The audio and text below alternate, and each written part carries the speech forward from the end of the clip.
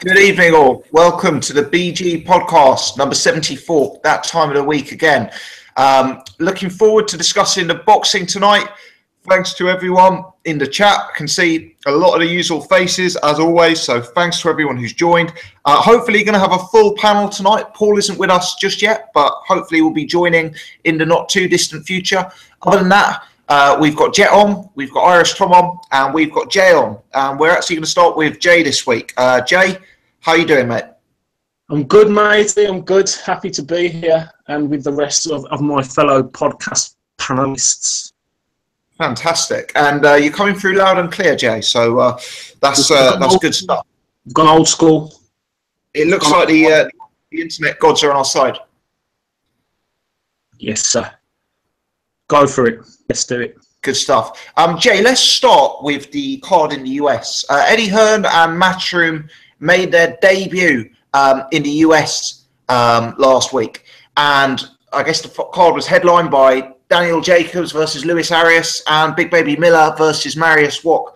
Both fights that had a potential to be of interest, but neither fight really caught fire for my money. What was your take on the bill, and how impressed were you with the performances of the fighters? From what I saw of it, I saw the main fights. It's typical Eddie Hearn bill, really, wasn't it? He tends to he'll do this when he gets these new fighters. He'll just sort of test the water. He'll just get them out. That's basically what he wants to do: get them out as quick as possible, no matter what. I thought Jacobs looked really good. Great condition. Possibly maybe tried a little bit too hard to kind of make that statement after his last fight. Arias, the Cuban, who fights nothing like a Cuban, bit wild, wild shots, but there's a lot to take from Jacobs. He's a really decent fighter and a very good fighter. Maybe just tried a little bit too hard for my liking, but as I said, probably wanted to make a statement.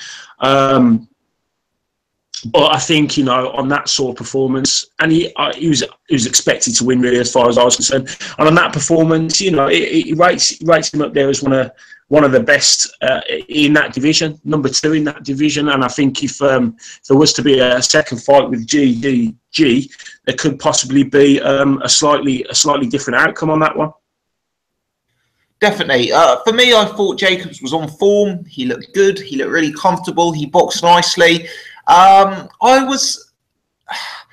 don't know, Jay, maybe I'm being harsh. Perhaps I was just looking for something a little bit more. The fight was over. He was clearly well ahead after a couple of rounds. It's clearly going one way. I felt a little bit like he could have mixed it up a bit more, turned the gears a bit higher. Are you of the same opinion or not? Yeah, I think so. He definitely could have done more. Maybe, he just wanted to cruise through this fight, get it out of the way, get that win back on the record. The opening, as I said, his opening debut really for Matchroom, and maybe it was a message from Eddie Hearn himself to say, just cruise, take it easy, and see how we get on, and let's make a home for you in New York, which he's obviously trying to do, being a New York fighter. And he's going down the method of using those home fighters to generate those crowds and generate interest. Absolutely, yeah. What was your thought on Jerome Miller's performance? It seems to be a performance that has somewhat divided the boxing public. Well, I quite enjoyed the fight, to be honest, even though it's two very out of shape fighters. I was a little bit more impressed with Miller than I was his last outing. I'm not a Miller fan. His hands looked pretty quick, but I don't know whether that was because Wack was so slow. Like, Wack reminded me of my granddad when I was younger, and he used to say, I used to box as a kid, and he'd do some shadow boxing, and that's how Wack reminded me. Very slow, a little bit hunched over, didn't really want to be in there, was totally out of shape. But Miller gets hit so clean, so easily. He obviously can take a shot, but alarmingly so. I thought he's very open. He tends to I watched your video and you were saying that us because he's constant and he is constantly in your face. But those punches, there wasn't a massive amount of heaviness behind them. They'd come in 2 or 3 bursts. He'll walk, if he stands off, he'll walk forward and then he'll switch his feet and then go in, which is really dangerous with his hands down. I mean, the idea of head movement is just basically bending forward. But he is tough. When Malignaggi was talking, I can see where he's coming from about being able to back, fighters up and not giving Wack enough time to do his work and a constant threat. But Wack was so slow. I mean, he's one of the slowest fighters I've seen in such a long time. He was so out of shape, and anyone could pretty much look good against him. So, there were things about Jerome Miller that do like, he has got pretty quick hands for such a big fella, but I would worry about the amount of shots he takes, even though he can take a shot, but I'd like to see him take a shot from a big puncher, and how he's going to get on in the later rounds of fights when there's a bit more put on top of him.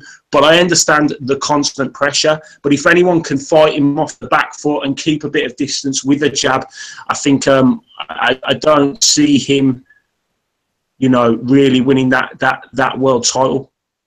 But, it's a fight definitely Eddie Hearn will definitely want to make because he's got a big mouth and Eddie Hearn loves that, doesn't he? So the height between him and Joshua, Wilder, Parker, whoever it will be, it will be interesting. And it will be a good fight because he wants a tear-up. He's not scared for a tear-up.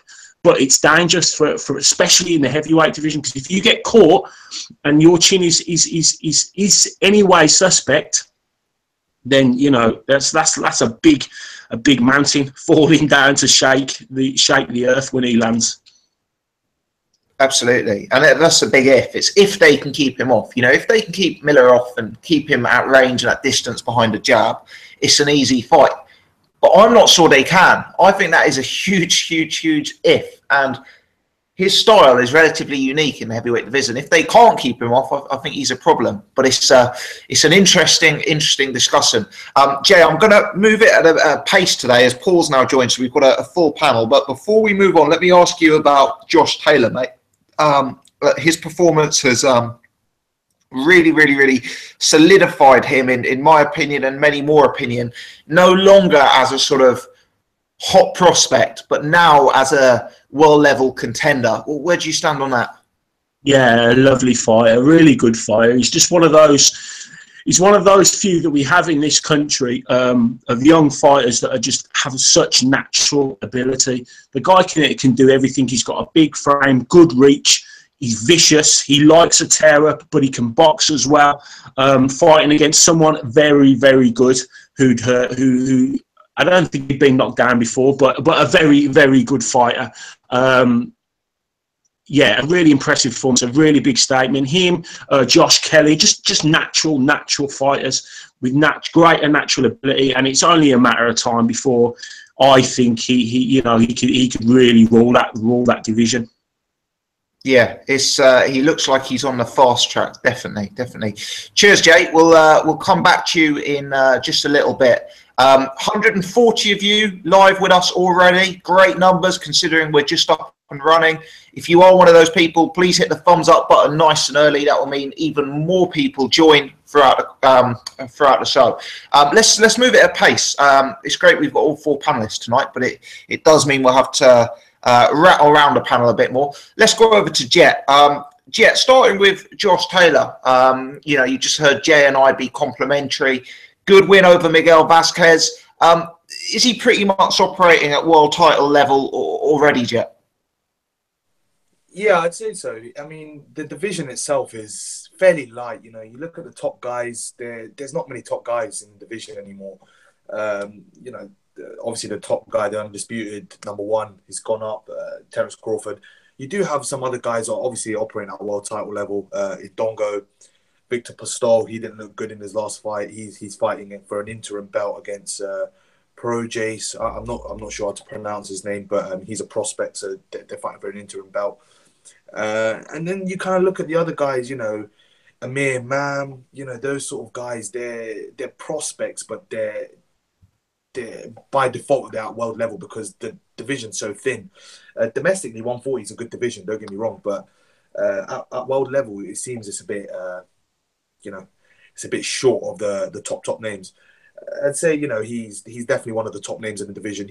I don't think any of the the supposed guys that are in the sort of top 5, top 10 ring ratings or whatnot, they want to fight him. He's an elite level talent, and he's a tremendous body puncher, fantastic body puncher. One of the best that we have in this country. He can box. He can get involved in a tear up.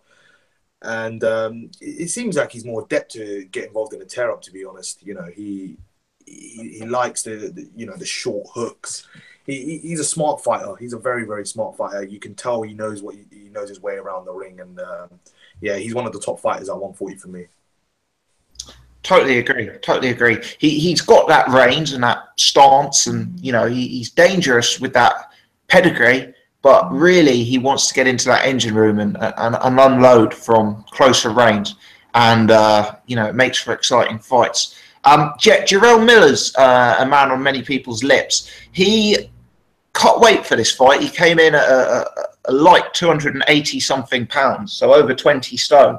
He actually made comments after the fight that said he felt his performance was negatively affected and he'd potentially be better and sharper at a slightly higher weight. I was still left with the impression that he'd be better off losing a few more pounds for speed and snap. What's your take? Do you think he's one of these freaks who can operate at 21, 22 stone and be at his best, or would you like to see him lose a bit more?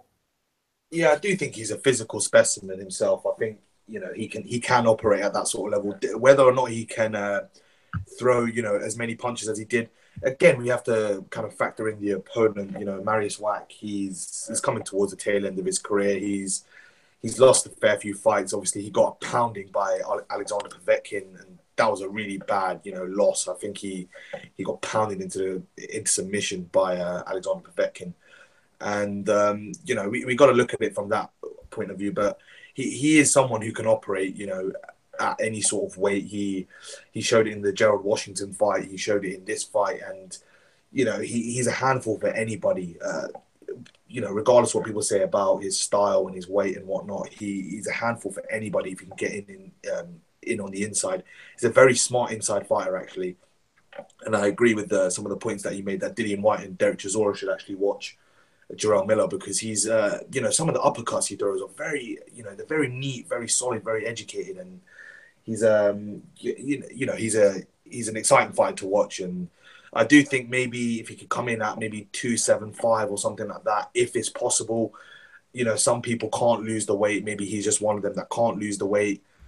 He did say he didn't have any cheeseburgers for this camp, so maybe that was he came in 10 pounds lighter or something like that. So if he can get down to that weight, fine. If he can't, 280, he doesn't look visibly fat, if you know what I mean. There is some little bits of fat, but he doesn't look like he's completely overweight. He just looks like a massive unit. And if he's operating at 280 and he's doing that sort of job on a pretty durable guy in Mariusz Wach, then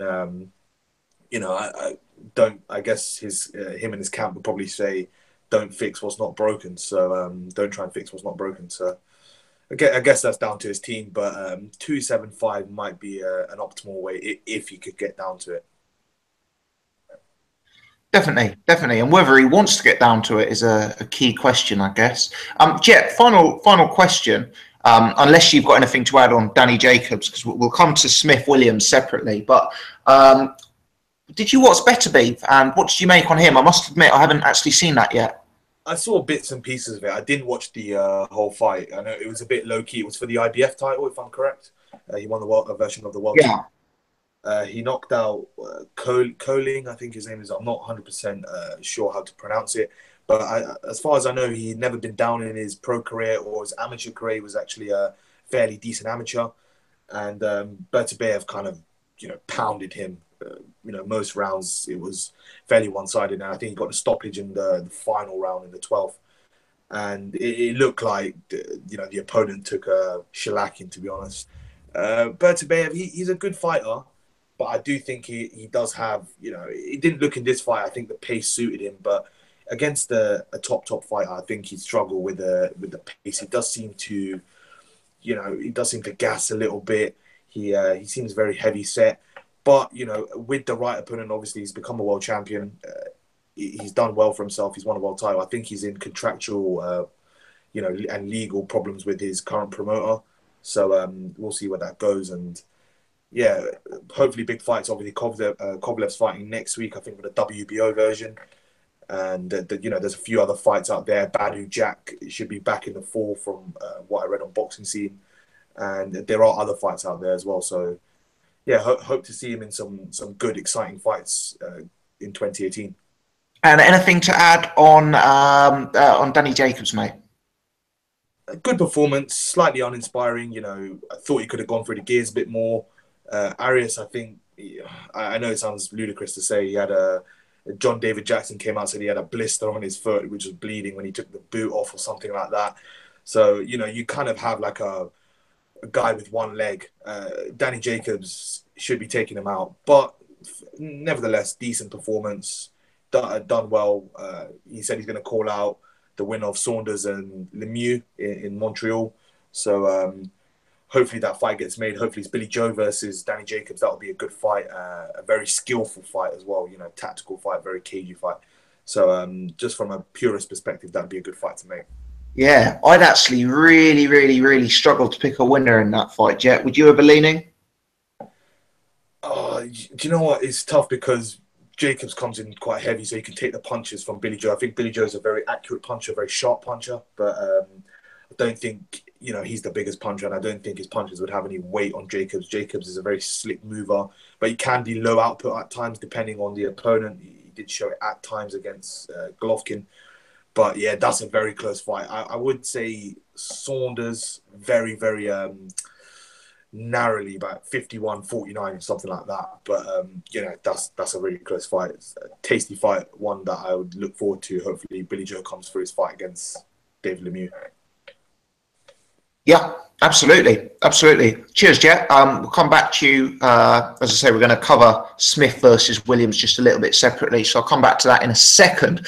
Let's bring in Irish Tom, and after we've done that, we'll go to Paul. But Irish, I'm presuming you enjoyed the boxing this week. Some of your biggest favourites boxing: Josh Taylor, Jerome Miller. These are guys I know you're big fans of. Yeah, no. It was a reasonably good week of boxing, I think. Yeah. Some of the big fights for me kind of struggled to catch fire this week, but one guy who really didn't struggle to catch fire is Josh Taylor. Is this guy the truth? I mean, do you think this is a guy who's going to unify titles and be on the pound for pound list? Look, I think he's the best 140 fighter in the world by distance, and I think he's. I was just thinking today about how I would describe Josh Taylor. He's got to be one of the most exciting British fighters around. I think there's AJ, not including someone like Anthony Yarde because he's really at such a low level at the moment. But there's him and there's AJ. Who else is there? What, in terms of pure excitement? Yeah, just when he fights, you just feel like superstar. You could maybe, when they step up a little bit, you could make, Eubank, Yarde, Dubois, but Yarde and Dubois aren't operating at that level. Eubank's a good start from Jet, definitely. Eubank, actually, that's who I talked today. Eubank, AJ, and him. And to be honest with you, he's a much more complete fighter than the other two guys. I'd agree there. The other two boys have got very exciting styles, but they've got flaws in that might get exposed. But Josh Taylor just looks something special. And down at these lower weights, the 140 weights and these, unless you're that kind of elite banger, unless you're like a Matisse or someone like that, who can just bang, he breaks them down by the body, and he's getting them out of there, And I just think he's great on the inside. He's good on the outside. He's exciting. He likes to tear up. He does the body. He's got a good jab. he's able to handle pressure. He's able, he's got a bit of fight in him. He seems sound. He's just an all-round, like, to me, like, he's a much better version of Carl Frampton. I think he's got a much higher ceiling. This may sound like totally retarded, but he's not far off pound for pound material. I know he hasn't even won a title yet. Just on the eye test, he is, like, I think he may be the best fighter in Britain. Are we at the stage where we need to start considering Josh Taylor an elite puncher? I know Ohara Davies hadn't been tested, but he stopped Ohara Davies, who had never been stopped. He's now gone and stopped Miguel Vasquez, who, unlike Ohara Davies, is extremely tested. This guy went the distance against some real big names and never been stopped before. Josh Taylor maybe isn't the biggest one-punch knockout artist in the world, but over the course of a long fight, clear that he carries significant and damaging power, Tom. Yeah, well, like, even look at the Ohara Davies one. How many times did he knock him down? 2 or 3 times and stopped him in 5. When you get down to the 140 weights, that's really impressive, power, you would think, if Ohara's any good, which we don't know. But this guy, he kind of beat him up, and he's an awkward fighter. Like, he's a very awkward fighter with just absurdly long arms. And, he managed to figure out the puzzle, and basically he kind of beat him up, and broke him up. I just think he's an exceptional talent. They say compare him at the similar stages to, say, someone like Kell Brook. I think he's a mile better to watch than Kell Brook. I think he's a mile better fighter than Kell Brook, and Kell Brook's a very good fighter. He's just. Do you know what's weird about him as well? He's not like a fighter that comes from England, or Scott. He's not from England. Sorry, the UK. He's more like an American fighter. He's more like I don't know. He's just not a typical UK fighter. I can't remember a fighter who had the skills and the inside game and the body work and the outside game and the power and the variety and the ability to figure out opponents. I can't remember a UK fighter that is so complete as him. Maybe somebody like Joe Calzaghe or somebody. Yeah. Tom, I've got to ask, and I didn't intend to ask you this, but I'm only doing it because of the way the conversation's developed. With this skill set Taylor undeniably has, and, with the rapid progress he's made, and to be fair to the team around him, I think they've made real good, real testing fights. But do you think the platform he currently is on, be that Channel 5, be that, his promotion, or maybe just be that his personality, maybe he isn't, the biggest showman outside of the ring, like a Eubank, for example. Do you think he's getting the promotion and the recognition that he will need to develop himself into a superstar? Look, superstars, I don't know. Like, say, for example, I think between Barry McGuigan and Carl Frampton and all that stuff, I don't know. But I think Barry McGuigan, one thing you got to say to him, he knows how to develop fighters. I think he did an excellent job with Carl Frampton. He gave him the right fights at the right time. I can say that fight there beforehand. Like, when you after watching that fight, you go, Christ, that was a really good matchmaking. And I think that, to be honest with you, I think you'll get more eyeballs on the terrestrial. If you get 2 million views. You're not going to be getting pay-per-view on Sky anyway. And I think he comes across really well on Twitter. I follow him. He comes across really well. He's got a lot of followers and stuff. And he's I think he's being managed excellently. I just think I'm just very, very impressed. I'm more impressed than I expected to be at this part of his career. Yeah, I agree there. He's really, really progressing nicely, and they've made very good fights for him. I don't think he's become a superstar in terms of recognition amongst the public. They, to their credit, they brought him along real, real well. But Iris, let me Sorry, go ahead, mate. So did they not? I think they sold out. This is a bigger venue than the last one they were at. I think they sold like 6,000 tickets or something for this one. It was a 3,500, and I think it sold out. So it was probably 3,500. Was this not a bigger one than the last time? I thought this was supposed to be a bigger one. I could be wrong, but anyway, like he's selling 3,500 tickets on his own. You know, he's pretty much selling them on his own. Like, you know, not many fighters when they're British champion can do that. So, and you know, if he starts stepping up and he gets a world title, I wouldn't be surprised if he'd be selling 10 and 15,000 in Scotland very soon. Yeah. It's just whether he can be built outside of that locality, I guess. And to do that, he's going to need more of a media presence than he currently has. People are saying in the chat was 6K for Taylor at the weekend. The venue only holds 3,500. So there we go.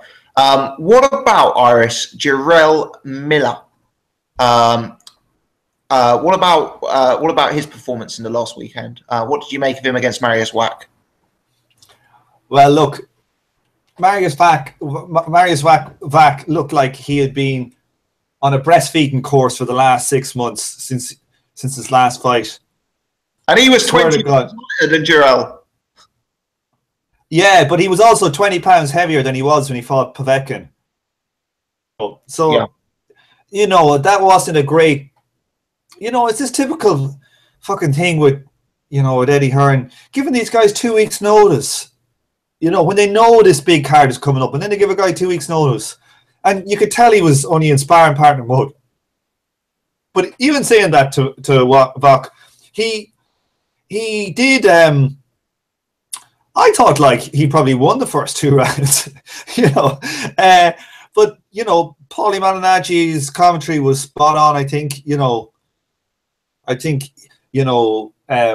Miller knows how to put mental pressure on guys and stay in there, even after he gets caught a bit and he gets tagged and he doesn't panic and reel back and he stays in there.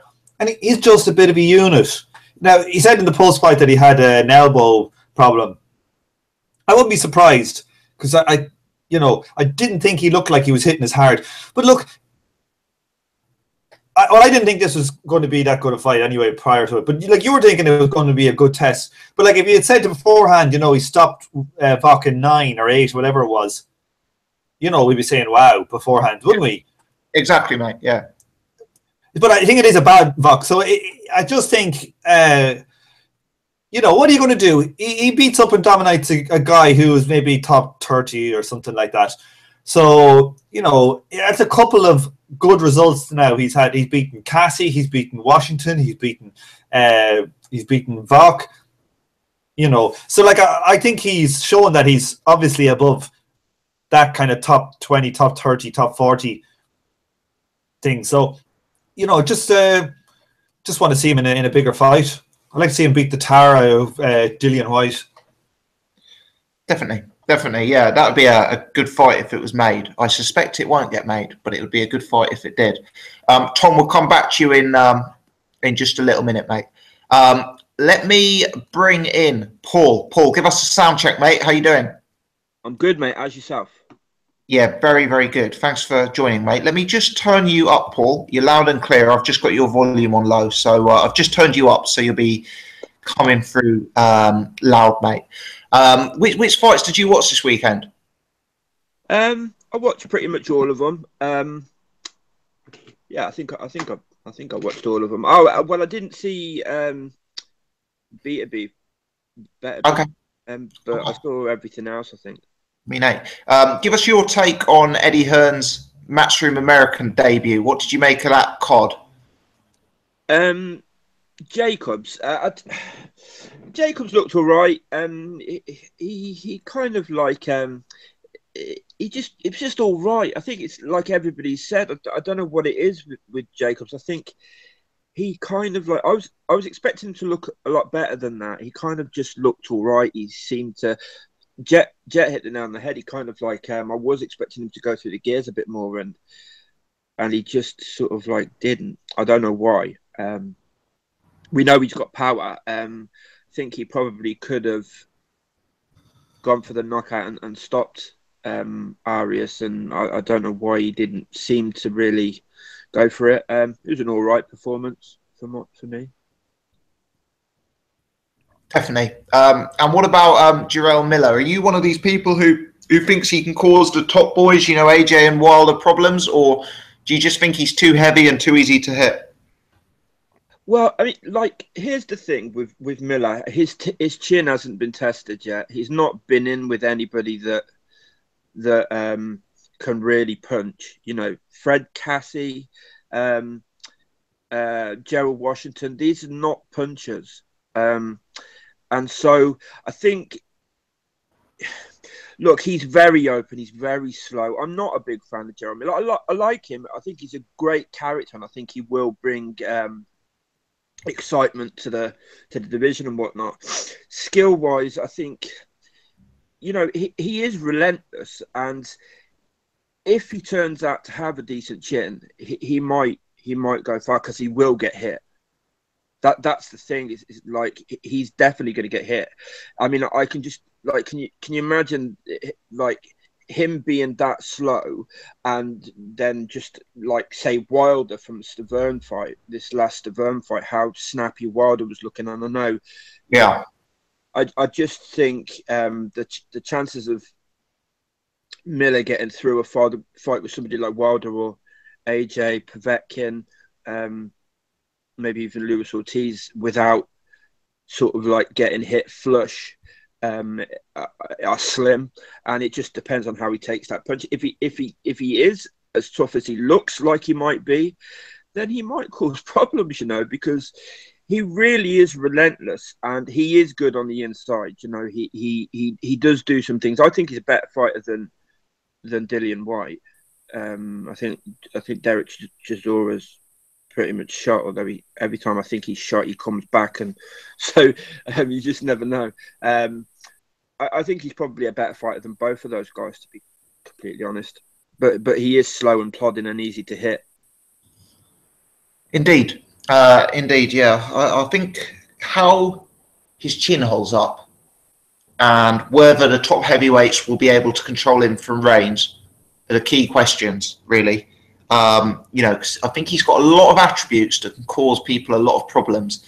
But I do still think there are some unknowns, and if those unknowns go the wrong way, which they easily could, he'll be in big problems. Yeah, I just think sorry, go ahead, mate. somebody like Wilder or even AJ. AJ, when he uses it, has got a good jab. He's got a really good jab. I think that the last recent fight that he really used it was the Brazil fight. He used the jab quite well in the Brazil fight. I think if those guys choose to utilize the jab, I think it would be quite easy to keep him off him. I don't know if I agree that it would it'd be impossible to keep him. I can't remember who said that. Pretty much impossible to keep him off him. I think the level of the guy, although Wack was a step up, Wack didn't look good, but he was still a step up. I think before that, I don't rate Washington. Washington kind of looks. Washington just kind of looked all right against sort of lower level guys, and as soon as he stepped up, he just looked like he got totally found out for me. And so he's not awful, but he's not great. Jerome Miller for me anyway. Paul, what about Josh Taylor? A lot of us on the panel getting very, very excited about his progress. Where do you stand on that one?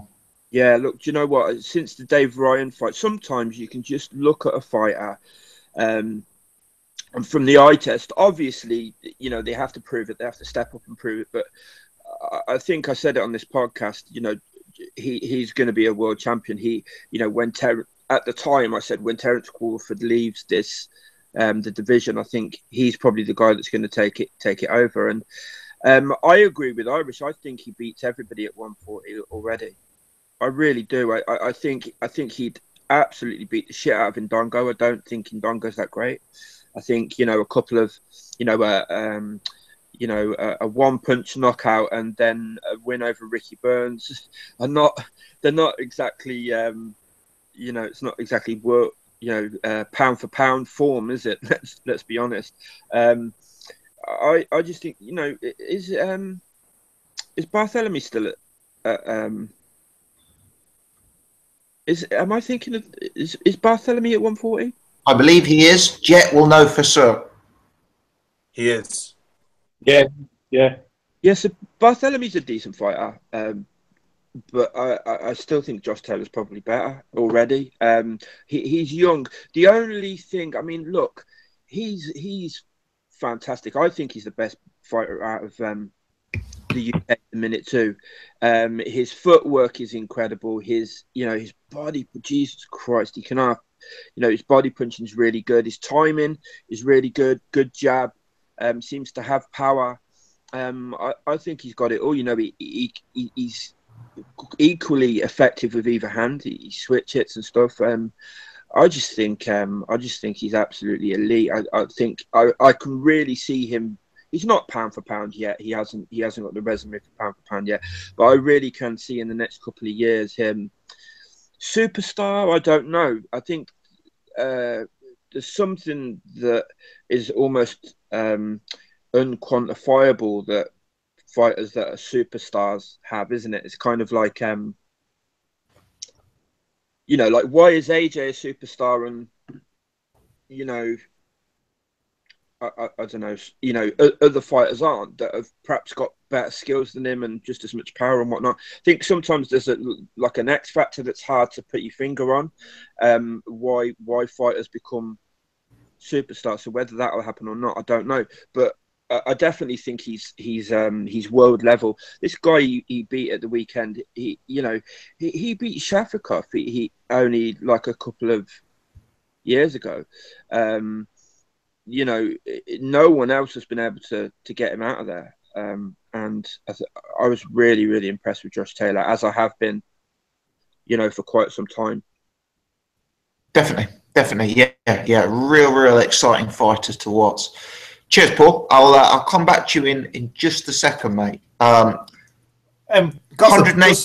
one bit of information for you that Josh Taylor fight was in a 5,000 to 6,000 seater arena. It had 3,500 seats set up, mate. How'd you know? Because they said it on the broadcast several times. All right, cool. Yeah, Grant, I just looked it up anyway. All right. There's only one BG. Guys, 186 people watching live. Only 70 thumbs up, so way under half of you. Help a man out. Click that thumbs up button now. Let's move it on to Liam Smith. And we are going to have to move this at a little bit of a pace, I'm afraid, because we're 45 minutes in and we are yet to even get on to the news or next week's boxing, etc. Firstly, I would just like to say a little congratulations to Jet. And also a big congratulations to myself, because we were the two members of the panel who picked the fight right for last week. So congratulations, Jet. Thank you very much. Inspired pick. I thought we did well. I just want to do a quick whip round the panel and talk about how we scored the fight, and probably just keep it to like who you had winning and what the score was, rather than an explanation just now, because it is a fight that's divided opinion. Myself, I'll put my cards on the table first and say I had it 6 rounds to 6. I had it a draw, really close fight. Really could have gone either way for my money. I wouldn't have a problem with 7-5 either way. Did think that the Liam Williams losing 9 rounds to 3 scorecard was very, very harsh. Can't agree with that. But at the same time, can't argue with Liam Smith as the winner. Did feel Liam Williams underperformed, unfortunately. Jet, let's come to you second. How did you have it? Yeah, I had it 6 rounds to 6, a draw. A draw, yeah. Same sentiments, could have gone either way, that sort of pattern? Yeah, it was close. I thought if there was to be a winner, I did think Smith probably did enough to win it. I thought Liam Williams was very uninspiring. I don't know what advice they were giving in the corner, but yeah, Williams didn't look himself in there. Let's put it that way. Yeah, I totally agree, Jet. You know, if you score a fight 6-6, you want it to be a draw. I scored it 6-6, and I want it to be a draw. But if you put a gun to my head and said who did the most out of the two of them, I'd probably swing to Liam Smith by the tiniest of margins. Yeah, and Liam Williams, very, very good fighter. He can come again, but he did underperform in this fight for me. Jay, let's bring you in, Jay. What was your take so far? I had Williams by 1, personally. Again, I could see it go one the other way or a draw, but if I was choosing, then it would be Williams 1, maybe possibly 2, but definitely 1 up. Do you think he underperformed, though, despite the fact you scored it, Tim? I think he went in with a different mindset and a different tactic after the last fight. But I think in the early rounds, he did enough. After 5, I thought he was looking good personally. I wasn't impressed by Smith. His back footwork is horrendous. And if someone asked me without knowing who trains him, I'd say he's a Gallagher fighter all over. He's a Smith brother. You know, they're just like they're a little better than European, but they're not world level. So they're just at that, all of them. They're just at that point, and they're not going any higher. So yeah, for me, I'd give it to Williams. Fair enough. Iris, let's bring you back in, mate. How did you have it?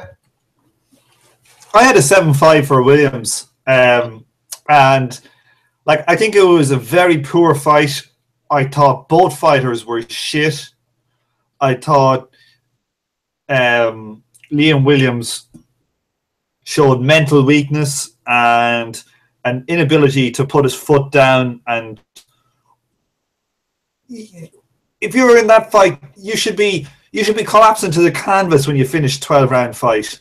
Those boys were tippy-tapping and didn't look like, you know, they left it in the ring. I thought the judging, I can't see 7-5 for Smith. I'm sorry, but like the commentary in that was, I think, the worst commentary I know I've said this all. I think that's worse than anything we've ever had on Sky. I do.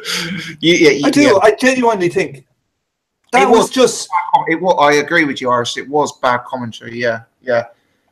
You know, people call me like I'm a Frank Warren fan or whatever. Do you know who? I can't stand Frank Warren. The person who I kind of like on PT is John Rawling, and he was pathetic. Those guys are reading from a script before that fight. They were reading. There was rounds. There was clear Williams rounds there, and all they talk about the whole time was look at Liam Smith's jab. I swear to God, that was, if you turn down the sound and watch that fight, it's very easy to score that fight 8-4 for Liam Williams. I would acknowledge that. It is a. Do you think Williams can come again, Tom? I don't think he can come again. Do you think he was? I think the first fight, perhaps. Sorry, he was a bit scarred from the first fight. You know, do you think he was so? Aware of the potential for him to gas and the potential for him to get cut, that rather than getting involved in a scrap, he played a more tippy-tappy, defense first, not fatiguing himself. Do you think that the first fight had that big influence in the way he approached the second fight? Yeah, I do think it had, it was a thing like my prediction last week, even though I think he won, right? And I think it's a disgrace, those scorecards. And I think the commentary was just fucking ridiculous. And, definitely the worst commentary I can remember in a British ring. But regardless of all that, I still think Liam Williams was very poor. And, I think he might be a guy who's an on-top fighter, and I also think that he got terrible, corner advice. I think Gary Lockett was next to useless. I think it's like they were happy to lose. Gary Lockett is happy, I know he's had some injuries, but he's happy to lose. Compare what Gary Lockett would have seen in this fight before he was saying it to the one where Eubank hurt Nick Blackwell. Nick Blackwell was being sent back out Nick Bockwell is like 8 rounds in, and he's a come forward fighter, and he was getting beaten up, and he was on the back foot, and he was getting smashed. And there was Gary Lockett telling him, this is what we train for now. He doesn't have the engine. You can pick it up. And you're looking at it as a fan going, he should be fucking nearly pulling this fighter out. Right? And now he's got Liam Williams, who's in there, and he's got all the natural talent he needs to beat this fucking British-level Liam Smith fighter. And what does he do? He just fucking says after the fight, we were the best man won, I suppose. Best man won my fucking arse. I can give it a draw if I'm being generous. I cannot give 7 rounds to Liam Smith. And I think, maybe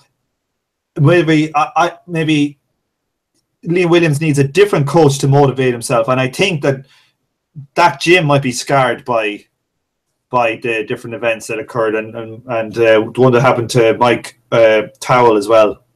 Yeah, I have to say, so I picked Liam Smith to win the fight. I gave the fight a draw, but I was somewhat surprised by the commentary from Lockett during the fight.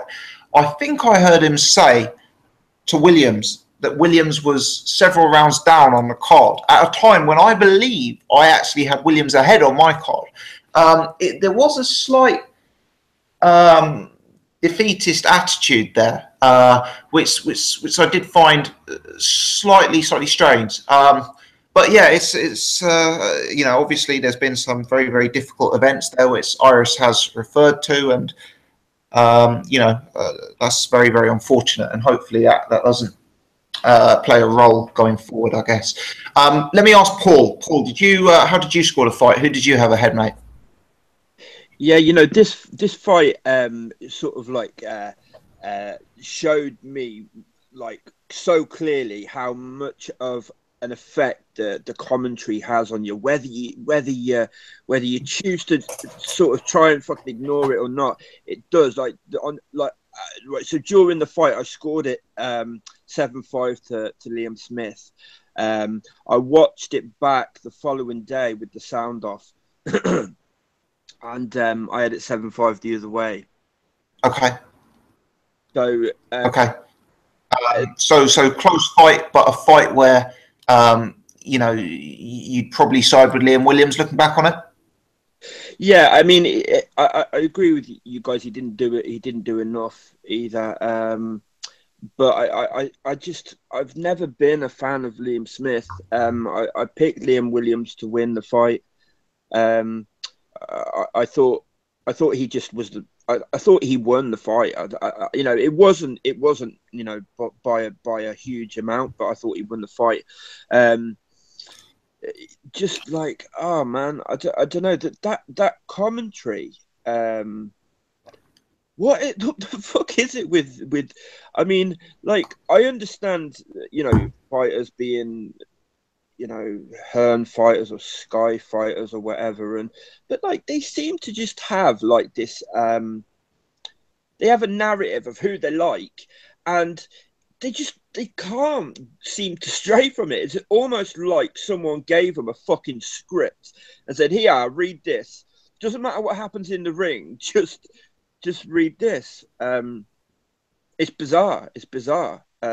Adam Smith particularly seems to, there's guys he likes, guys he doesn't like, and he just cannot seem to give credit to any of the other fighter. The fighter he's not. I don't like to use the word biased, but he does seem biased to me, to be quite honest. Yeah. I did mention this in my post-fight video the other day. I thought he had some howlers as well in the terrible Adam Smith. Yeah, I think he's fucking terrible. Even like some of his boxing analysis, like he tries to be a boxing analyst and like talk about what's actually going on in the ring, and sometimes the things he's saying, I almost wonder, like, is he watching another fight? Has he got like a little TV that he's watching another fight and he's forgetting which fight he's fucking commentating on? Because that's not what's going on in the ring. Like, he's just awful, man. He's just awful. Yeah, interesting. Paul, let me just ask one final question. What's the future for Both guys. Yeah, will Liam Smith go on to fight for world titles again?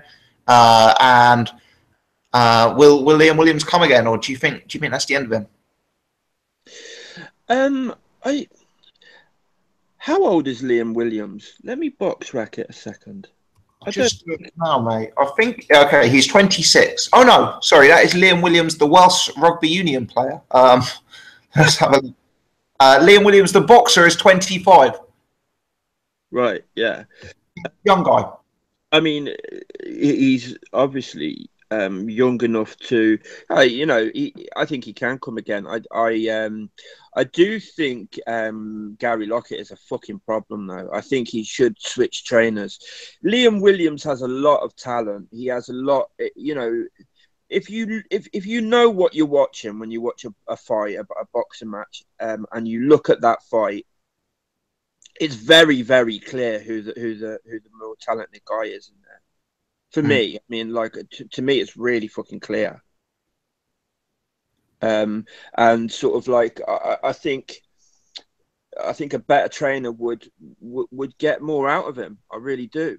As for Liam Smith, to be honest, I don't give a shit. I really don't give a shit. Like to be honest, the smugness of him, the smug grinning, how he sort of like was after that first fight, after that, what I really saw as a deliberate headbutt, and he kind of like, he was just like, I don't know, Liam Smith, I don't like him. He's a snidey looking, even his face, I don't know. Something about him that rubs me up the wrong way. He just looks snidey. He looks like I would like to punch him in the mouth, like, to be fair. The Smith family seems to be universally unpopular with some of the boxing community, but Callum's all right when he's interviewed and stuff, and he doesn't have that weaselly face. He's just not that great a boxer, but he's not as sort of like instantly just dislikable as Liam is for me anyway. I don't know if it's just me. Maybe. There we go. Yeah, I think he's kept a lower profile today. But okay. Cheers, Paul. Cheers, guys. That brings to a close talk of last week's card. Unless anyone else has got anything else to add about any of the boxing from the previous week. What about the Glenn Foote versus Josh Leather fight? Now, I actually didn't watch that because I think at the time I was watching the Channel 5 boxing, but I've had a few messages telling me Fight of the Year contender. Was it that good, Iris? Fight, because I was just watching one stream and I didn't watch the Josh Taylor till the next day or till later on that night, and it was a hell of a fight. A hell of a fight. Josh Leather is like a kind of a tall, fast hands, kind of a jabber 1-2 fighter, and Paul Foote, smaller guy, just basically pushed him back, roughed him up in the first round. In the second round, knocked him flat in his arse. I think he was like a 15 or 20 to 1 shot. And from then on, it turned into like just a great fight. And Foote got 2 points taken off. One for like spitting out his mouth about 4 times. It was like watching fucking Castillo Corrales. And then he got 1 taken for, I think was it use of the head? I can't remember now. The judges had it maybe a bit wide. I gave it to Leather by a point, I think. And the judges had it by 1 point, 3 points, and 5 points, which was 5 points was way too wide. 3 points is a little wide. I think anywhere between 1 point draw either way, can't argue with it. But just a really, really, really good domestic fight. It was like Boy Jones Jr. and Poxton, that type of fight. Good stuff. I'm definitely going to try and catch up on it. I've had some good recommendations on that fight. So, yeah, good stuff. Guys, I'll throw this one out as we move into the news section. I'll throw this one out to the whole panel. It wasn't actually a topic that I was intending to raise tonight. But I am going to, due to public demand. Amir Khan is entering the jungle. I'm a celebrity. Get me out of here. Is this guy just in a downward spiral? You know, Amir Khan can't earn the money. can't need the money. Sorry, surely he's got a greater earning potential in a boxing ring than in a celebrity jungle. Regardless, almost for me, it's at the point where I'm starting to feel a little bit sorry for Amir Khan. I saw him on Twitter calling out Floyd Mayweather again. There's obviously been the saga with his family, and I know people find that very, very funny. I actually don't find it too funny seeing a man's marriage and family with his kids and stuff torn apart in front of our eyes. And now he's going on reality TV when he's still a relatively young man and he's still got a career in front of him.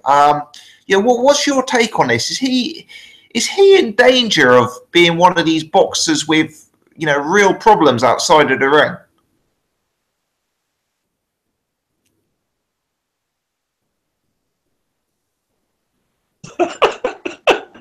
That was pure silence. I don't know. You know what? I think the man's just fame hungry, though, isn't it? He just seems to be fame hungry. I don't know whether his heart's in boxing anymore, and maybe he's looking for other avenues. You don't really know what sort of emotional problems or issues he's having behind the scenes.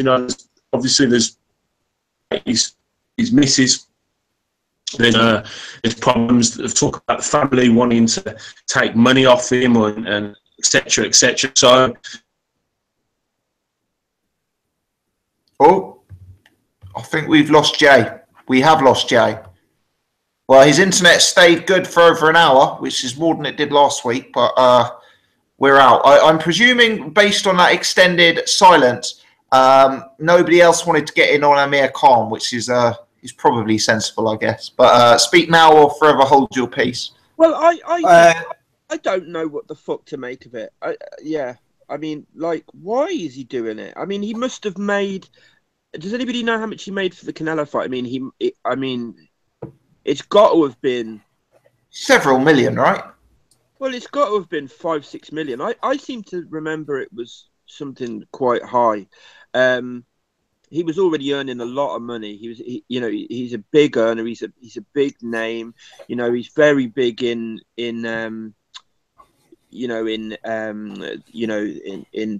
India and Pakistan and places like that. He's got a big following out there and stuff. And so you would imagine he's earned plenty of money.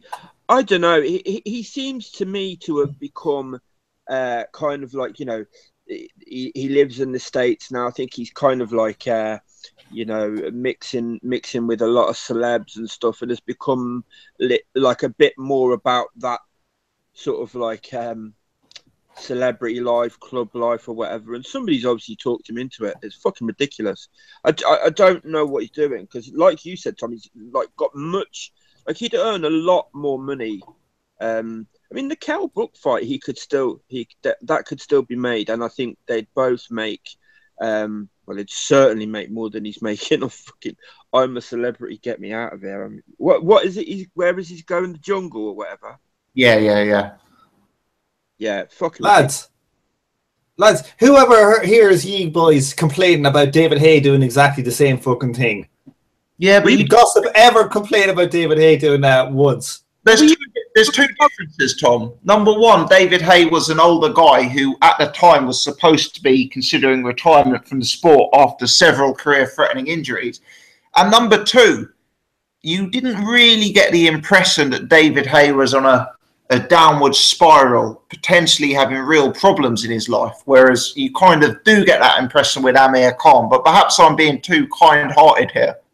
But were we even doing podcasts then when David Haye? When did David Haye? Nah.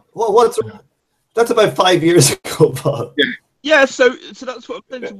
You want to? No, but lads, say anything about it? What are you talking about? It's a really, it's a joke. It's a really good way to get the casual market. All these people watching it, millions and millions of people. It'll make him money. You get a lot of money for it, and then if he comes back to the boxing, he'll have loads of casuals buying his pay-per-views. Regardless as if he is having a nervous breakdown, it would still be good business. But I don't know. There's another interesting story this week. Did anybody see that Paul Gascoigne? He used to think that when he was watching the news and they're talking about the Gaza Strip, that they're talking about him. Yeah, this is called a boxing gossip podcast. I missed that news story. Irish, are you lost, mate? Did you get lost on the way to your weekly football podcast? Yeah. No, to be fair, I will step in and defend myself a little bit. I actually did make a video. It wasn't on the podcast, but I did make a video about 2 years ago saying I really, really, really hope the rumours about Tyson Fury entering the jungle proved to be false. And thankfully, they did prove to be false. And, you know, I think a show like that has tremendous potential to be very, very damaging. You see a lot of people go on Big Brother, I'm a Celebrity. I mean, we even saw Evander Holyfield do it on Big Brother. And, you know, their name gets dragged through the absolute mud. And I think when you've got fragile individuals who have big problems elsewhere in the world, it's perhaps not the ideal platform. But I think Irish does make some salient points about the casual market. Anyway, let's move it on. Wasn't really my intended topic of conversation, but enough people wanted to hear us talk about it that I did want to raise it briefly. Let me ask you guys, Joseph Parker's promoter has taken to Twitter, and this was in response to Anthony Joshua saying he hadn't heard any offer from Parker. But Joseph Parker's promoter has taken to Twitter and said that he will offer Anthony Joshua a fight anywhere on the world, with Joshua getting a 60% split. Now, this brings up a number of questions. Namely, is that offer worthwhile? Because is 60% enough for Joshua? And is 60% of a bill promoted by an unknown promoter in the UK even relevant? But before we even get to that, Parker versus Joshua, is that a fight people are actually interested in seeing at the minute? You know, there's so much talk, so much hype around this Wilder fight and the negotiations. Do we even see the Parker fight as an attractive fight at present? What's your guys' take on that? I do. I think it's a good fight. So do I, yeah. I think if you asked sort of like I don't know, 100 boxing fans, 100 hard boxing fans, a lot of them would probably say no, I want the Wilder fight. I personally think that the Parker fight's a good fight. I think although Parker hasn't looked good in his last couple of fights, he's still a guy that's got some skill. He's still a guy that's got a world title, and I think it's an all right fight. I mean, he's clearly you know a top heavyweight, and I think it's a good fight. I think it's a good style matchup. I think this 60% anywhere on the road. Let's be honest, that's fucking not serious. That's not serious. Yeah, that's him retaliating to what you know Eddie's been saying and stuff. It's not a serious fucking offer. Well, that's what Eddie Hearn does on Twitter.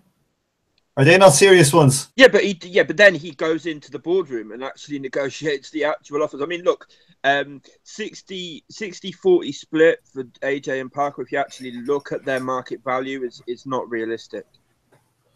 Well, it's good to see we have an AJ fan here. We have not only is gossip on the take from Eddie Hearn, now we've got Paul is on the take. Taking a percentage here. How much are they paying you, Paul? How much are they paying you? I'm a fan of realism and facts, Tom. That's realism and facts, like Eddie Hearn. If you actually look at it, Joseph Parker, if you're looking at market value and you're looking at how much money he brings in and how big of a name he is, would you say he's like just slightly less than half? Like he's not. No, but like. This is called negotiating, Paul. This is like one side says 20%, other side says 40%, and then it ends up being 28.5%. That's all that's fucking going on. Yeah. Who cares? No, well, it was Tom raised it. BG raised it. So I just said I thought it was a fucking silly fucking split. Yeah, no, I'm taking the piss. But like I think, you know, these things is like, you know, we're saying Eddie, people, it's not serious negotiating on Twitter. Eddie Hearn does that shit the whole time. And, you know, it's okay. Does he actually make offers on Twitter? I don't know if I've ever. Yes, he does. Does he? He made offers for the O'Hara Davis versus Josh Taylor one out on Twitter. But what do you think is a realistic split, Tom? well, look, these things, you know, it's like saying, look before the Canelo versus GGG fight. Canelo offered GGG 90-10 split. Okay. And they held out to get like probably 70-30 or something like that. You know, AJ is obviously the A side in any of these heavyweight fights. But the thing is, if you're mandatory, what does a mandatory get? 20%? I think it varies dependent on sanctioning body, but I think it's 25, yeah. 75-25, isn't it? I think. Yeah. Yeah. So if a mandatory is getting 25%, right? So you're going to be fighting fucking, you know, Dominic Breazeale, and he's going to be getting like a lot of money. If JJ's filling the stadium and he's going to be getting like £5 or £6 million. Tom, I've got to make one key correction there. The mandatory only gets 25% if the fight goes to purse bids. None of these AJ, I don't think AJ has ever had a fight go to purse bids. So those percentages are not applicable for any previous AJ fights. Yeah, but why wouldn't they go to purse? Like, why would it be substantially less than that? What, you mean they would hold out for purse bids if it was substantially less? Yeah.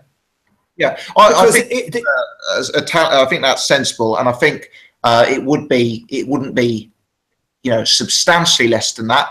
But I think one of the reasons behind it is that AJ has probably got some huge discretion over whether what time they take the mandatories up. And I think the mandatories are so keen to be the next fight and to get their paydays, it gives some real negotiating power to the home side. But yeah, I hear your point. But if Parker wants to be a man, you know, I guess you could make the argument he's a reigning champion, so he deserves more. And I think that is a fair argument. But do you think it's somewhere between the two then? Somewhere above 25%, below 40%? Yeah, but like, you know, honestly, personally, I don't particularly care what they get. But, you know, if a mandatory is getting 25% and here you got a guy with a belt and it's a unification, you know, if you want to be undisputed champion, which is what Joshua wants to be, you got to pay to get those big fights, you know, and you might have to pay this idea of, you know, you just got to pay. Look, if Joshua is fighting mandatories and the mandatory's getting 25%, what mandatory is actually is worth that 25% of a big fight? None of them. If Takam was fighting over in Paris or something, he might sell 3,000 tickets. You know, he wouldn't do a fraction of it, but that's just the way it goes, you know. And he's got a belt. It's going to be more. All this is just negotiating in public. One side says 40, the other side says 20. It'll be 27 or 8%. It'll be a career high payday for Parker, and we'll get a fight that we don't particularly want. We want the Wilder fight. Yeah, mate, there is a very, very key point, actually, that has come through on the chat from Leonard. 25% is 25% of the purse bid, not the revenue. So the purse bid would typically be substantially less than the revenue. But what does that mean? Why was that? Like, I thought the purse bid would that not include all the ticket sales? Would it not include television rights? No, the purse bid is it's like an auction. So anyone with a promoter's license can bid, and the highest bidder wins. It has no link to any of those things whatsoever. So a purse bid could technically be won for £1 million, and then the mandatory would get 25%. What we're talking about in the split is a split on the total revenue. So that's when you're including ticket sales, sponsorship, paper. But that's not accurate. That's not accurate, because people bid based on how much money they can make out of it. Because if Eddie Hearn just goes in and bids £1 million, then the other promoter can come in and bid £3 million, and he can sell tickets out to fill out Wembley and cover the cost and still get it on Sky pay-per-view. Correct. Yeah, but Eddie Hearn won't be bidding the same as what the revenue is. If an MMA fight ever went to purse bids, which it won't. Yeah, they take a punt, basically. They say, well, this is what I think it will make. But like they wouldn't get 25% of the purse of the revenue. They just get 25% of what they actually bid. And then obviously whoever bid is hoping that that's how much the fight overall makes. Yeah, so like if Eddie Hearn went to the purse bids with it, and then Frank Warren could come in and he could say, "I'll bid £25 million," and he might win that purse bid. He could put it on in Wembley. He could show it on pay-per-view on whatever channel, and he can get all the revenue from it. But you know, he might hope to make £27 or £8 million on that, keep £3 million for himself. But the boys are still getting 25% of the £25 million. It's not like the amount they bid is completely unrelated to the revenue. It's usually an estimation of what the revenue for the fight could be. So, Well, like, yes, I mean, I would say that a purse bid would always be less than what the promoter anticipates the revenue to be as a conservative.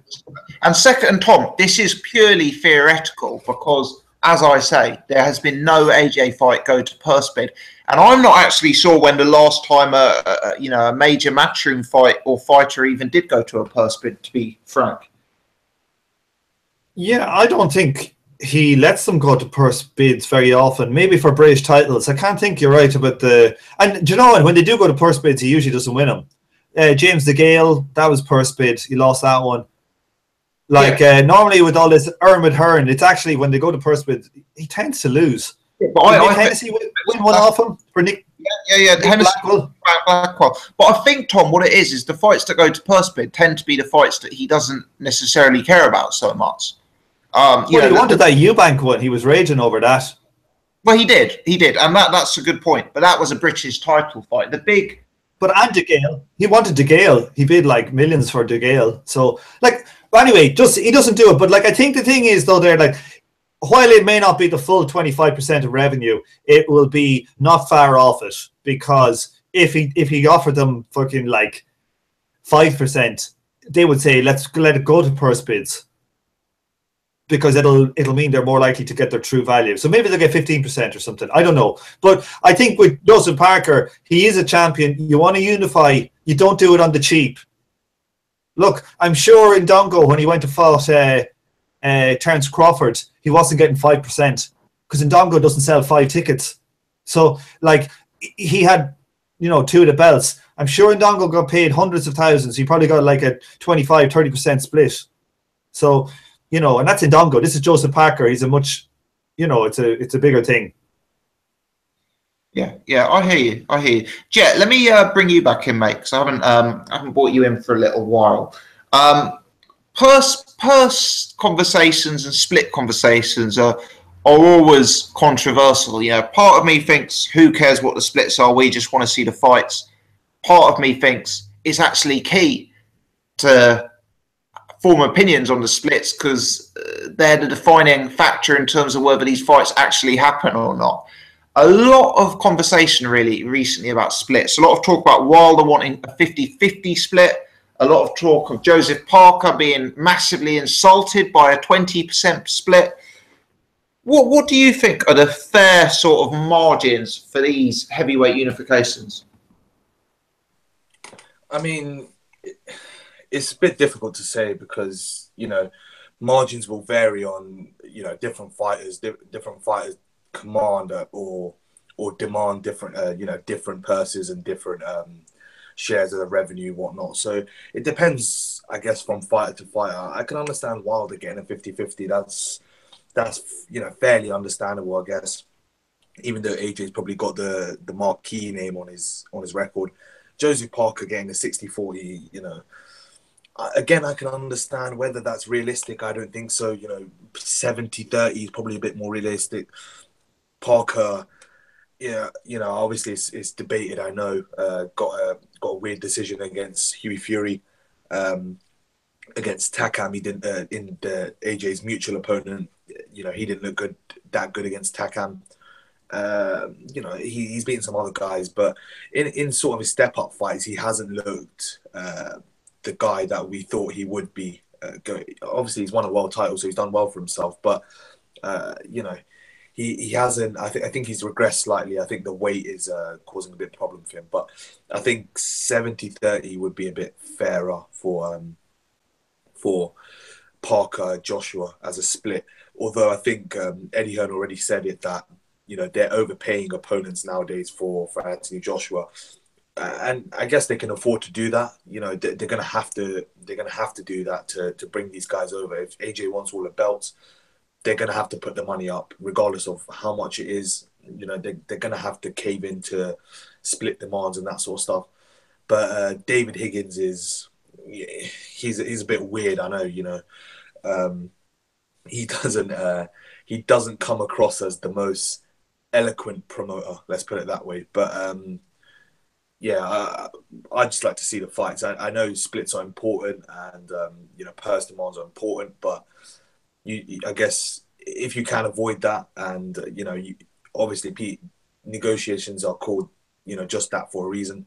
So it all depends on fighters, and just hopefully we can get all the fights that the fight fans actually want. Yeah, I totally agree. I think 70-30 for AJ Parker is about right. I don't agree with 50-50 for AJ versus Wilder. I think AJ is bringing multiple belts, whereas Wilder's bringing one belt. AJ's bringing... Sorry, Gossip, go on. You go, mate, you go.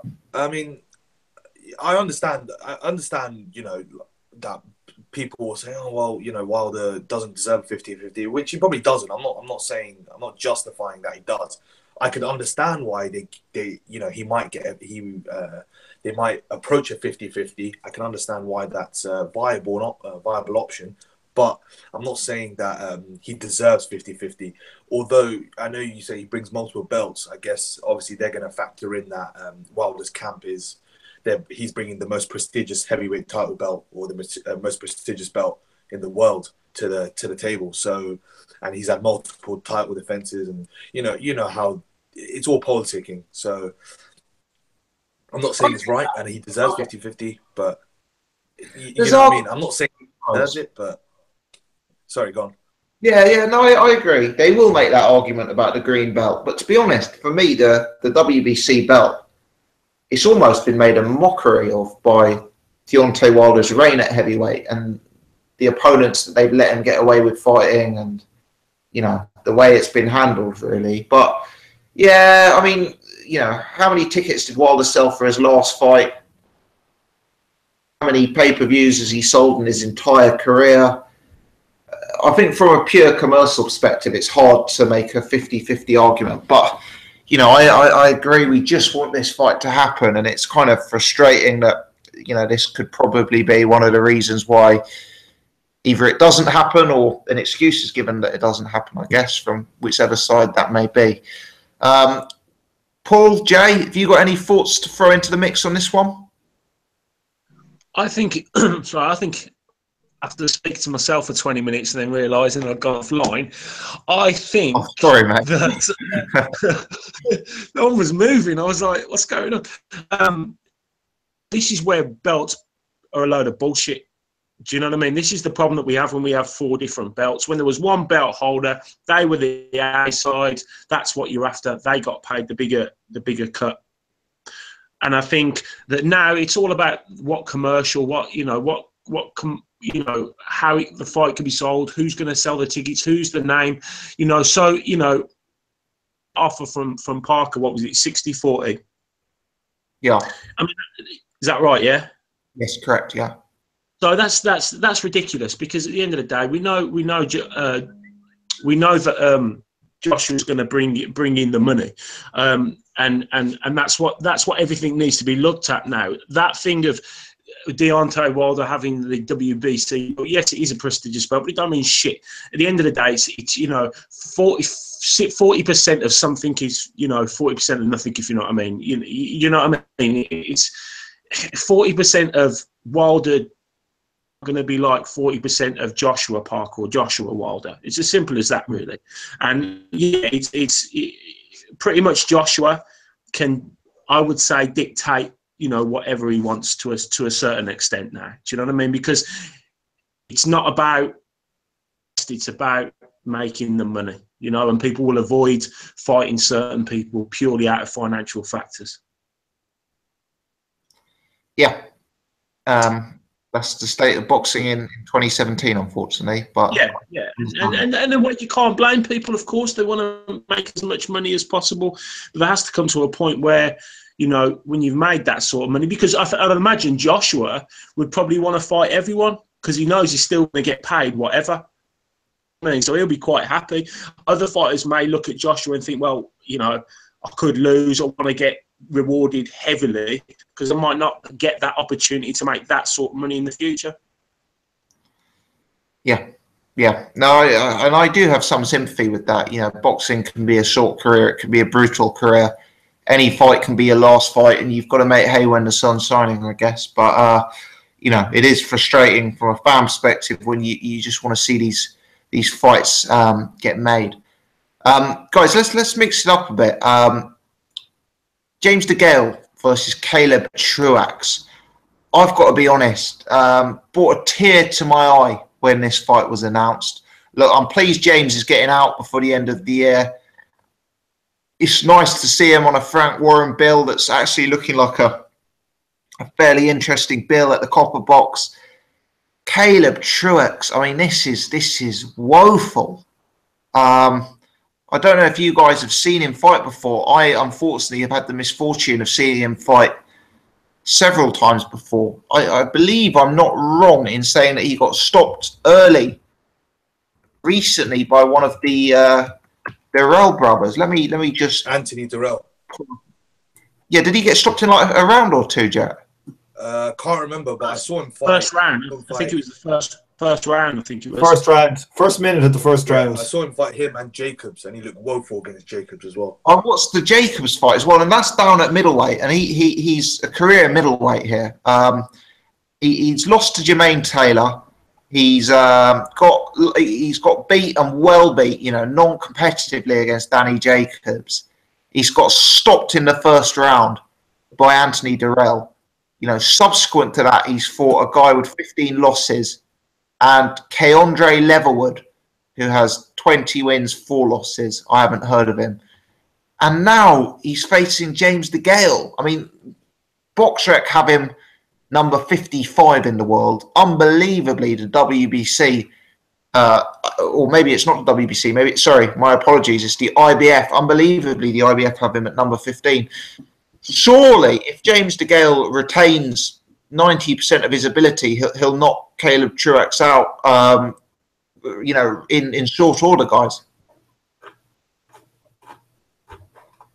Yeah, it's a fucking awful fight. Awful fight. I mean, like, I don't understand, like, Keandre Leatherwood and Zachariah Kelly. Those are the guys, those are the wins that give Caleb Truax his shot at James DeGale's world title. What the fuck is going on? Like, I don't get it. I just don't get it. Like, is there not 20 fighters who should be getting a title shot ahead of this middleweight who you know, like you said, I saw that Jacobs fight, and it wasn't in any way competitive, and James DeGale's a lot bigger, and for my money on his day is a lot better than Danny Jacobs. Well, yeah. Before we slag it off too much, he is a former WBF super middleweight, international super middleweight, the vacant one, the vacant World Boxing Foundation international super middleweight title. And who did he beat? Kerry Hope, and I think that is his. I think that's his best win. Is Kerry Hope in 2009. It's pretty shit. I was thinking of going to this card, but we'll see what else firms up, because what's the Lee Selby one? No, that you bring me on very nicely, Tom, and I'm afraid I'm going to bring Jet in here, because without branding the rest of you guys as casuals, I think Jet is the only one who has a hope in hell of knowing this guy. Eduardo Ramirez, 20 wins, 7 by KO, with 3 draws, a Mexican super featherweight. Jet, indulge me. Have you seen this chap fight? I have not, unfortunately. Now that tells you... I think I've seen this guy fight. You think you've seen him fight? I think I have. He drew with Barthelme's brother. That is correct, yeah. Yeah, I think I've seen that. I think that was recently enough. I think I saw. Yeah, I saw that fight. Yeah, I saw that fight. Barthelme's brother is not very good. So make of that what you would. Yeah. Okay. Is he? So you're predicting easy work for Lee Selby? Yeah, it should be. Like, I think he's, as far as I remember, I can't even remember the fight, but I think it was it a 6-round brawl he had with Barthelme's brother? No. I'm Let's have a look. Boxer, so I cannot tell you guys how many rounds it was over. I'm looking at it here. I'm trying to see. I don't know if anybody can remember it. Anyway, no, I think that was actually a good scrap. I think it's just a kind of a brawler, as far as I can remember. Okay, well, we'll have to check him out. But Sorry, those are 10 rounds. 10 rounds. Sorry, here it is. 10 rounds. And yeah, it was 95, 95, 97, 93, 94, 96. There you go. Yeah. It's on PBC on the YouTube channel, I think. I mean, Frank's trying to build this up, isn't he? And to do that, he needs the casual market. The casual market want to see the British guys, the top British guys, just go out there and smash fuck out someone. That's what they want to see. They want to see brutal knockouts, and that's what these two fights are about. They're designed to make James DeGale and Lee Selby look really good. And to be fair to Frank, he's probably bust the budgets to get this one on. You know, Copper Box is not a huge arena. They're not going to sell massive amounts of tickets because it doesn't hold massive amounts of people. And as we know, James DeGale and Lee Selby are expensive fighters. And there's also a lot of prospects on the bill who will require paying before Christmas as well. So I guess the budget for superstar opponents at late notice was extremely limited. But yeah, it's I've got to be honest, I was well up for this bill and I'm a bit less pumped for it now. I think we also forget that at the end of the day, if boxers don't fight, they don't get paid.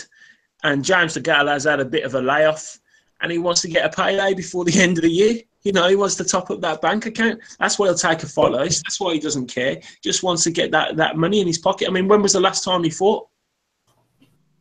Early in the year, was it? January. Was it Baddy Jack? January. So he's just getting a payday in before the end of the year and start getting it. That's all that is. Simple as that. Because he hasn't even got a contract with Frank Warren, and he was saying he desperately wanted to get out before the end of the year. So make a few $100,000 and there you go. Thanks very much. Lads, you should do a search on people in the chat should, if they're at their PC, they should do a search for James DeGale, and the Google, when the thing they return, the picture they show of James DeGale is the one after he's been beaten up by Badou Jack and his fucking teeth are hanging out. Man, it's a hell of a picture. Yes. Yeah, that's unfortunately going to be a photo that James DeGale's career is going to be remembered by, which is possibly unfortunate given some of the good nights that he has had. While we're staying with Frank Warren fighters, Daniel Dubois is going to be mandated to fight Nick Webb for the English title. Now, you guys know I like this domestic heavyweight scene at the minute. Nick Webb, unbeaten prospect, knocked a few guys out. Dubois, obviously, slightly earlier in his career, but you know, looking very hot to handle. Anyone on the panel seen Nick Webb, and anyone think that this is a vaguely competitive fight? Or has no one seen? He was the guy who was meant to fight Nathan Gorman at the weekend. Is that right? Yeah. Spot on, yeah. Yeah. To be honest, I've heard good things, but I haven't seen them. I think I'd like to do like a British super series of heavyweights. I think you could have a good mixture in there. You actually could have like a low level, below British title knockout tournament you know, so like even like a York Hall Classic, and it would be brilliant. It'd be absolutely brilliant. But you know, can't see it happening because all of these guys are being brought along in their own direction. But you know, Webb, I don't know. Webb must be 12-0. Yeah, most of them by knockouts. You know, it's a good fight. I don't think he's got the same upside and class as Daniel Dubois, but it's a major step up from the AJ Carters of this world. Yeah. And you know, Webb's a bigger guy. He can punch a bit. He's got his own desire, so it could be interesting if it happens. I think Joe Joyce, he's putting a lot of these guys to shame now, really. He's sort of done a blueprint where, you know, he's just going to go full steam ahead and get there as quick as possible, and I admire him a lot for that. I know that Daniel Dubois he's only a young kid, so you know you've got to give him time. And all fighters need these fights. But the way Fran Wan was talking that within, you know, the end of next year, he's going to be knocking on the door for a world title. Out of all these fighters that are coming through, Daniel Dubois, everyone loves a British young heavyweight with knockout power. Everyone loves the heavyweight division. And I think out of all of them, you know, if you look at him, you look at Nathan Gorman, and then you look at Joe Joyce, you know, that's probably the one that you're sort of tipping to be, you know, the next heavyweight champion of the world. But again, while he's fighting these fights, you can never really tell. It's only till they hit that one pinnacle fight where you know whether they're actually going to do the business or not. Because from the eye test, he looks good. He looks sharp. He looks like he's got power. He looks the part. Good physique, good height. You know, everything that you want to see in a heavyweight boxer. But until he gets hit on the button, you know, you still don't know. And let me just throw another name into the mix, because this is a name that some of the hardcore have been sending me for a little while now, and I've now taken the time and actually seen him fight. I believe he has signed with Cyclone Promotions. His name is Martin Coley, he's 10-0 with 7 KOs. I think he won on the weekend by devastating knockout. Got some real decent form on his resume for such a fighter who's so early in his career. He knocked out Dominic Akinlade early. He knocked out a 10-0 prospect early on the weekend.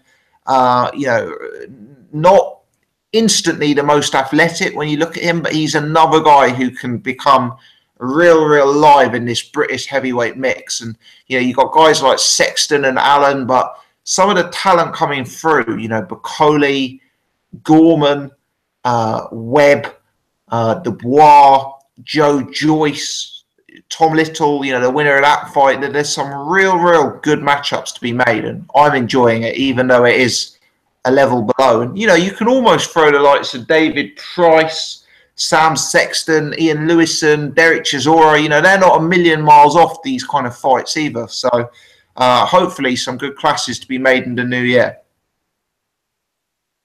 Yeah, I think Dave Allen's going to get swallowed up in all of this.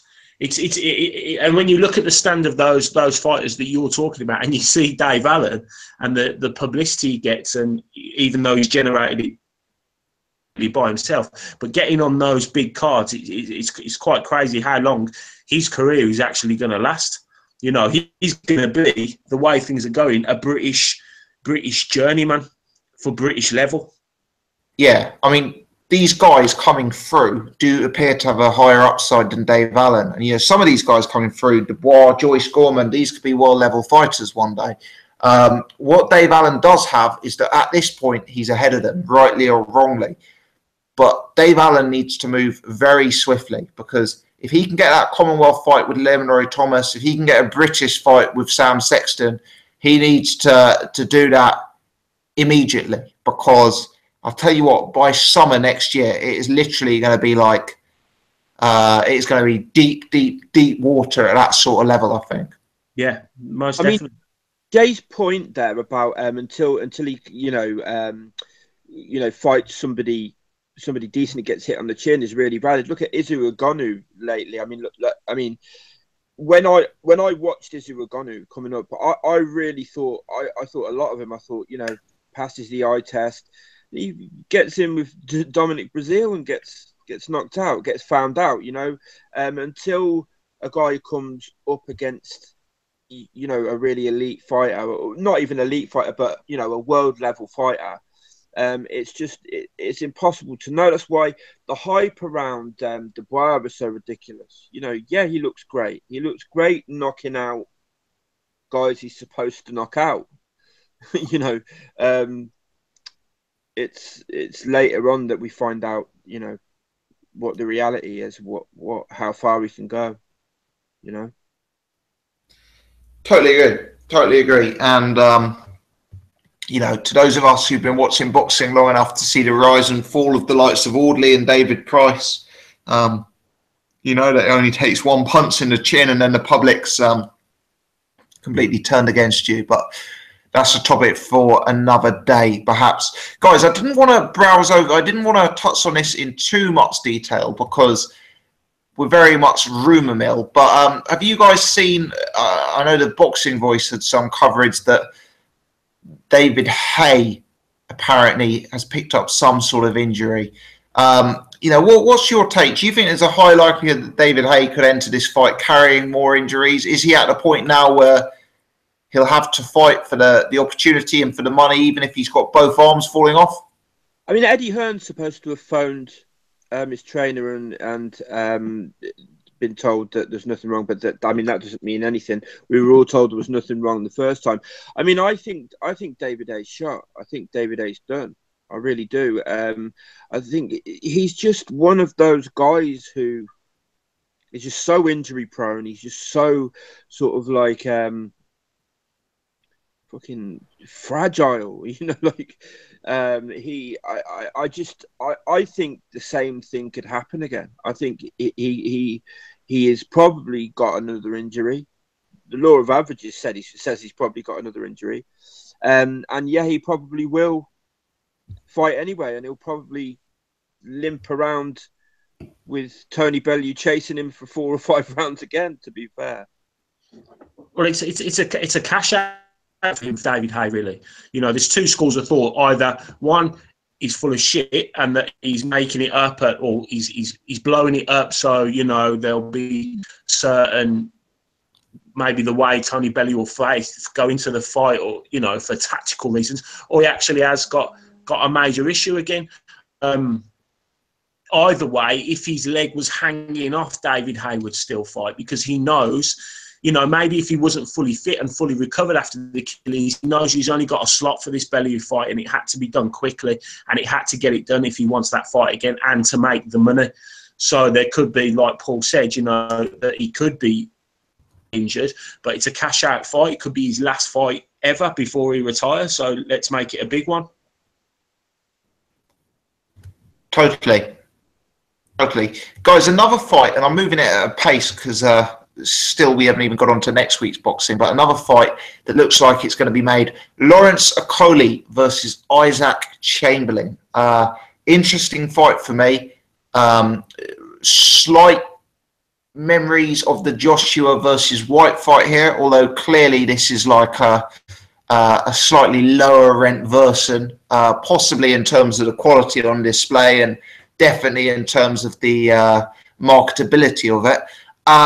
But let me ask you guys, I am thinking it's a tight fight that could go either way, but I'm thinking that Isaac Chamberlain could be the first person to crack one of the hype jobs from the most recent batch of Olympians. Are you guys seeing it the same way, or do you think Coley's power can be the difference maker? I think Chamberlain will run rings around him. Do you think it's easy work, do you? Coley's there to be hit. His chin is up in the air. He throws his shots very wild and wide.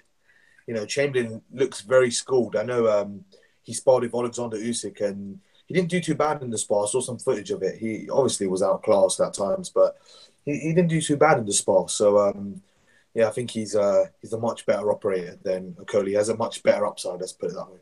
But Coley's an exciting fighter, so his power may be, you know, maybe a factor in the fight, but I think Chamberlain stick to his boxing and jabs him from range. He should be all right. Cool. Anyone else in the panel got opinions on that fight? I think that's a good Let's fight. move it on. I think that's a good fight. I think Chamberlain by points is a good bet. Well, he might even buy him. He might knock him out. But Chamberlain is a very slick boxer, and he's the type of fighter that'll give him all sorts of problems. But the thing is, I don't think he'll get the decision. He'll have to win it. You know, he'll have to win it 10-2 to get a. To get the yeah, okay. I think you cut off just there at the end, but I don't know if it will even be a 12-round fight. Do you think Chamberlain could knock out a Coley, Tom? Well, I think anybody could knock out a Coley. We don't know what his chin is like, and he's so raw that it doesn't even take a puncher to knock out somebody when they're place. So who knows? Yeah, that's my take on it. Yeah. Okay, cool. Let's move it on to next week's card. And Jet, I'm probably going to be using your services here again in a second, mate. But just to talk you through it, there is some action in the States. Anthony Durrell is fighting, but the card of interest is the Carl Frampton card in Belfast. Now, I'm going to be completely honest, and maybe this is me being somewhat of a casual. It's not a card that has really grabbed my attention. I'm not buzzing for it. So to talk you through the card, Carl Frampton versus Horatio Garcia. Jamie Conlan fighting for the IBF World Super Flyweight title against Yerwin Ancajas. Apologies to Mr. Yerwin if I butchered your surname. Zolani Teti versus Siboneyza Gonia. Darryl Williams, who I like, versus Lennox Clark for the English. Paddy Barnes versus TBA. And then a few other prospects. You got John O'Carroll versus TBA. Tommy McCarthy versus a journeyman Blazeman duo. Marco McCulloch versus TBA. Jet, let's come to you first, mate. So these opponents, Zolani's opponent, Gonia, Win, opponent, Mr. Garcia. How many of them have you seen fight before? I've seen Conlan's opponent. He's very handy, actually. I think he beat unbeaten fighter, Joe Arroyo or Williams Arroyo. There's two brothers. He beat one of the Arroyo brothers and he beat him quite well. I know Manny Pacquiao's quite high on him, Jerwin. So, Conlan, I've never rated Jamie Conlan. I'm a big fan of Mick Conlan, but Jamie is bang average. He struggled badly in lesser fights. I think the Anthony Nelson fight was for the Commonwealth belt or something like that, and he struggled badly in that fight, really, really bad. And this is a big step up for Conlan. I think he's going to lose quite handily. I've heard of Frampton's opponent. I've seen maybe 1-2 bits of him, but nothing major. So I can't really make a judgment on him. And Zolani Tete, I've never even heard of the guy. So, but Tete's pound for pound, as BG would say. So should cruise through it. Yeah, to be fair, credit to Frank Warren for delivering Jamie a world title. That's really good from him. Jamie, I agree with your sentiment. Jet, he's involved in very good fights, but essentially I view him as a bit scrappy, bit limited, bit of a brawler. And if this guy is a legit world level fighter, which he seems to be based on his resume, then it could be a very tough night for Conlan. I think they're shaping Rousey Warren because he's moved down to super flyweight. I think they're shaping him up to fight the winner of this fight. So that would be an interesting fight if Jerwin actually won and Rousey Warren was to fight the winner. That would be a very decent fight, actually. No, definitely. Tom, how excited are you for the return of your man, Carl Frampton?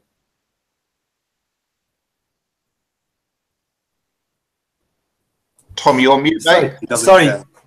Yeah, no, I don't really care for Frampton's fight. The fight I'm looking forward to is the Jamie Conlon fight, which, I suppose it'd be interesting to see how Frampton has changed his style with Jamie Moore. Apparently, he's been going to the body more in sparring. But, I think the Varel Williams fight, Lennox, that could be an interesting fight. Paddy Barnes, no interest in looking at Paddy Barnes. Is that a world? Is that Tete fighting the world? Is that a world title fight?